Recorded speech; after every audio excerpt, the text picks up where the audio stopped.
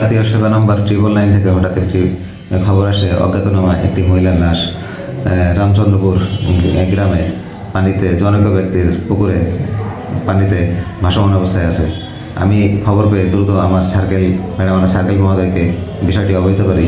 তার নির্দেশে আমি এবং নেতৃত্বে আমার থানার অন্যান্য অফিসার ফোর্সকে সাথে নিয়ে দ্রুত ঘটনাস্থলে যাই এবং ঘটনাস্থলে যে পুকুর থেকে মহিলার লাশ উত্তোলন করি।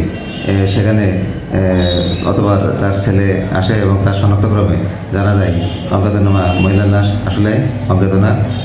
সে অটো এলাকার জনৈক মহিলা, তার বয়স 75 বছর হবে। তিনি তার স্বামীর নাম মৃত জব্বার আলী।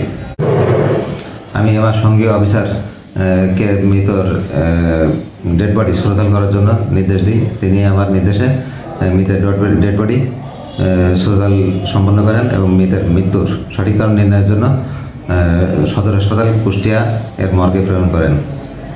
বিষয়টি সম্পর্কে পরবর্তী আইন ব্যবস্থা গ্রহণ প্রক্রিয়াধীন আছে। আমরা তদন্ত সাপেক্ষে আইন ব্যবস্থা গ্রহণ করব।